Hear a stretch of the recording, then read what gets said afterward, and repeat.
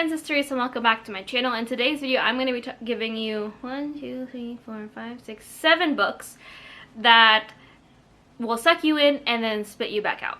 So, if you're ready for it, if you like these kind of videos, let me know in the comments below. If you have any recommendations for other books that will suck you in and spit you out, let me know in the comments. I will be more than happy to read them. Hit like, subscribe, and let's get into it. I'm gonna go in like no particular order because I don't think these really fit. There's some YA, there's a couple adults in here, one contemporary, lots of fantasy, some sci-fi, one post-catastrophe. But the first one is going to be The Vampire Academy by Richelle Mead. This is a YA paranormal romance following Rose, who is a Dhampir. She is half vampire, half human, and these species of people are designated to kind of protect the vampire royalty, the Moroi. Rose is stuck to her best friend Lissa, who is a Moroi, who is like the royalty between the royalty. She's like top head, prepare to take the throne kind of thing. They are forced back into the academy that they were from after being on the run for a year because of some weird things that are currently after both Rose and Lissa. This is one of my favorite series of all time. I did a whole reading vlog of this series, I think 2 years ago, like reading vlog series of this book series 2 years ago. So if you're interested in that, I'll leave the playlist link down below. But I think this series and this book specifically will pick you up and spit you out. There's just a lot, like the series in general, honestly. I think Rose is a heroine. She's easily become one of my favorite heroines. From this very first book, there's so much growth to her character, and I love seeing her grow just from this first book alone, and then continuing to see her grow throughout the series was fun. There are so many heartbreaking moments. There's heartbreaking moments in this book that I think was had me gasping. There are heartbreaking moments in the entire series that had me just like sobbing and just wanting the best, and I think this book is a good start to a series, and it will definitely also suck you in and spit you out, because I feel like I was sucked into this book and then I finished and I was like not sure what to do with my life right after. The next one is a YA contemporary, and that is All My Rage by Sabaa Tahir. This is a YA, as I said, contemporary novel follows two perspectives. Misbah, who is on the heels of coming to America after a tragic family accident, and she has this plan to have this hotel and kind of like nurture it, and like has this dream to open up her own hotel and everything. And then the second perspective is more in the present day, which is Salahuddin, or Sal, her son, who is on the heels of slowly losing his mother and dealing with his father's alcoholism, while also trying to save his family's hotel at such a young age. Sal has a young friend named Noor. They've been best friends and like this for most of their lives. It is up until 6 months before the book, so they kind of have a bit of a falling out. So it's about them trying to come back together as friends, maybe something more, and trying to leave this city of Juniper, while we'll also see Misbah's kind of continuation of her life leading up to where we are in Sal's point of view. I have a full-length review of this if you want to take a look at it, but this book was so good. Again, it'll be one of those books that definitely just pull you in, and you don't realize how deep you are in the book until it's like 3 a.m. and you're sobbing and you're not entirely sure what happened. I think this story is so beautifully written, and it's just so heartbreaking, and I wanted Sal and Noor to win. I wanted them to find their versions of winning, and I wanted them to just experience the world outside of this small town in California. I highly recommend this book if you have not read it yet. It's just so good and so poignant, and it's beautiful. It's just beautiful. The next one is going to be a chunky thing, and that is The Swordcatcher by Cassandra Clare. This is Cassandra Clare's foray into adult fantasy. This follows, I guess, two main perspectives. Kel, who is an orphan and is kind of raised to be the prince's second, like his like pretend face, I guess, to the public. And then the other perspective is Lynn, who is one of the Ashkar, which is a small community of people that have been ostracized in this kingdom and are forced to live on the outskirts. She wants to become a healer, but she's just kind of like not allowed to because she is a woman, and their paths cross. This book was definitely a slow burn in terms of how long it took to suck you in. I will say that, but I think that all the slow burn is well worth it. I do think I have a full-length review of this book as well if you want to take a look, and a vlog for more spoilers. But I think that this book did a lot of good things in pulling the reader in and getting you interested in the world building and the lore and the characters. I think the characters are definitely a high point of this book. I think the lore itself is a little bit on the slower side, but once you're really in the book, you're really in it. Those like last like 100 to 200 pages was a lot of like back to back of everything and anything all at once, and I found myself really just like wondering what I missed in terms of context clues in the book, in like a good way.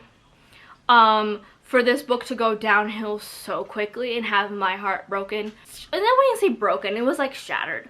Like genuinely, there's a scene in this book that had me just like in pieces because I didn't know. Like, I was just in shock. So I highly recommend this book. I think it's going to be a duology. I could be lying. I might be lying. But it's part of a hopefully new series-ish, duology-ish, trilogy-ish. A handful of novels that will definitely get you sucked in and definitely break you in like pieces. The next book is the first part in a quartet or a trilogy, I want to say. I have the second book, but I need to continue on the series, and that is The Bone Witch by Ren Chiapeko. This is a YA high fantasy set in kind of like this. Taya is born a different witch. Like, it's a world where witches exist, and Taya is kind of the outcast. She finds out that she is capable of bone magic, which is a magic that is like, I guess, like forbidden in this kingdom after she accidentally raises her dead brother. Because of this, she is sent to the capital city, or this capital kingdom, I should say, to become a bone witch and serve the king in this like war with demons. It's been a while since I've read the book, but and there it kind of continues from there. I really enjoyed this book when I first read it. Like I said, I think I need to reread the book, maybe listen to the audiobook or something while I'm at work, because I want to read the second book. It's somewhere here. I think it's right there. But I really did enjoy this book. I think this is it definitely has like the Spirited Away slash The Last Geisha vibes with how the training of becoming a bone witch specifically works, or becoming a witch for the kingdom works. And I really found that aspect to be really well written, and I loved seeing Taya as a character and kind of the intermittent chapters where we see a little bit into the future and we can assume who the main character is. This book had me sucked in from the beginning. I could not put this book down. It was so imaginative and so just like well written that it was really easy to get lost in this world, and then you kind of learn more about the horrors of this world and the horrors of everything happening or going on, that you're just like, you want to know what happens next. And then the ending comes and you're smacked with such a big twist that you don't really know what exactly happened, but all you need to know is that you need more of this knowledge, and you're just kind of left almost feeling empty, but in a good way, because you want to know more of what happened, but you don't see that happening because you just finished the book, so you want to pick up the next book, but you're waiting, and it's just like you feel empty because you know there's more left to explore with this world, but you know you have to wait for the next book. But the knowledge that you were left with at the end of the first book was just like a lot to process, if that makes any kind of sense. I'm hoping to finish the series hopefully sometime very soon, and I'll let y'all know, like maybe in a series book review, to see where I kind of enjoyed this situation. And yeah, the next one is a sci-fi, which is a rare thing for me because I rarely read sci-fis, and that is Iron Widow by Zhang Zhao. This is a YA like sci-fi fantasy slash kind of historical fiction, almost teeny weensy bit, a little bit. This follows kind of the fictionalized version of, where is she? Zetian, who is one of the few female emperors in Chinese history. Like I said, this is a fictionalized version of her, way fictionalized. But Zetian is an 18-year-old girl who is hell-bent on avenging her sister. In this world, there are men and women are put together in these like kind of like mecha robots to battle the aliens or the monsters outside the walls trying to get into their kingdom. These women often die because I think their yang is too low, something like that. They are often killed by the men because of their life force gets sucked off, and there's just a very big power imbalance between the men and the women. Zetian loses her sister and is hell-bent on destroying this system and joins this kind of army and basically watches it fall apart from the inside out. When I think of feminine rage, I think of Zetian in the best possible way. She is just filled with so much rage, and she puts it to use in the sense that she has a plan to take down this patriarchal society, and showing that like what they've been doing is not only outdated but is not feasible in the long run, and that it is quite possible for women to be able to hold their own in this war. It's so good. There is some there's like a poly situation happening. I can't wait for the sequel. I know it's been delayed, I think kind of indefinitely because of the publisher. And Zhuang J. Zhao is looking for ways to get a new publisher on board with the book, but it's just so good. And I don't talk about this book enough. I think I have a full-length review of this book as well, so I'll let you guys take a look at that. But I don't talk about this book enough, and I really should. And it's just like a book that will definitely like I said, suck you in and spit you out. It, like, the ending was just such a shocker, and much like The Bone Witch, it just kind of leaves you feeling empty and needing more to fill you up. So all I can really say. The second to last book is Six of Crows by Leigh Bardugo. This is a YA high fantasy following the crows. It follows a set of, like, I guess, like, criminals, ne'er-do-wells, just non-great people, set who kind of run the back ends of this, of Ketterdam. They're, like, kind of, like, they don't say they rule, but they definitely, like, rule in the sense that they, like, rule the streets. They're very feared, and they are about to pull off the biggest heist for them, which is breaking someone out of this, like, impenetrable defense system. It's set in the same universe as Shadow and Bone, if you guys do not know that. But I think the duology in itself just rips you to pieces. It sucks you when the characters are super, super easy to get invested in. Their bonds and their loyalty to each other, I think, is a testament to this book and why it's so popular. Definitely found family. I think the writing is beautifully written, and I think she did a really good job of expanding upon the world that was in Shadow and Bone and giving it very much new life. You can read either series, or I guess either duology, without really needing to know too much about the other.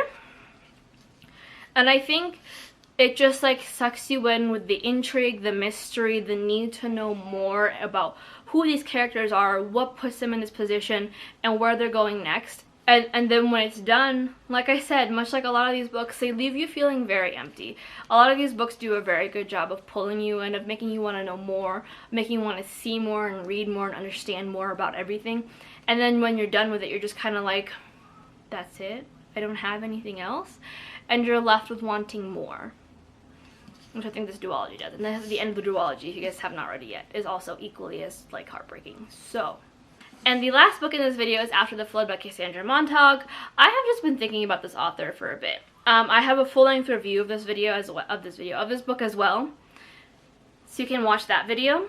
But I have been, like, this book has been, like, repeating in my mind for some odd reason this time around. This is an adult I won't say apocalyptic, but post-catastrophic world where several floods had just, like, come and destroyed the world as we know it. This woman, whose name I'm forgetting, Myra is kind of left to traverse this post-catastrophic world where everything is kind of up for grabs and new rules and new governments are kind of trying to be set in place. She has one goal in mind, and that is to find her eldest daughter, Ro, who was taken from her in the middle of one of the floods by her now ex-husband. Like, she was pregnant with the second baby, Pearl, and her husband, like, picks up Ro and takes her and basically, like, leaves Myra and the unborn Pearl to die in this next flood. But throughout this journey, Myra is kind of left with this, like, sudden question of what is she willing to sacrifice in order to bring back one daughter?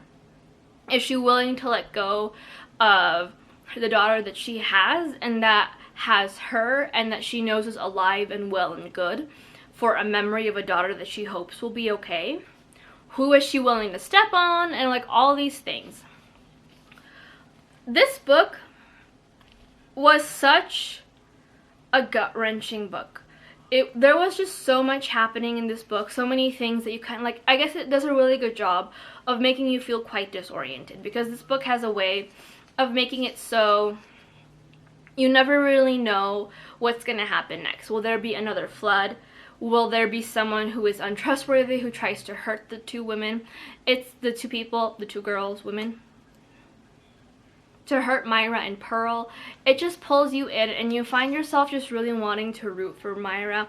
You find her wanting to give up this search for Ro to be able to protect Pearl, who is only 7 years old, who is on helping her mom on this search for this sister she has never met and has not have a connection with. And then by the end of the book, I'm not going to spoil it, but by the end of the book, you're left feeling very empty, in the sense that, like, it's just a very bittersweet ending, I would say. I think Myra's conclusions and her, like, reactions definitely fit properly with the book, I want to say. But it's just very bittersweet is all I can put it. And I think about this book, like, time and time again. I think I need to do a reread, is what that's telling me. But I also need to see what other books Cassandra Montague has put out since then. But this was such a beautiful read, and just posed a lot of questions as to, like, what you're willing to do for family and what are you not willing to do for family within that same vein. And I highly recommend it if you have not read it. My full review will be down below. But that is it for the books that will chew you up and spit you out, or I guess suck you in and spit you out, however you want to word it. But if you like this, let me know in the comments. If you have any recommendations, let me know as well. But until next time, stay safe, and I'll see you in my next video. Bye.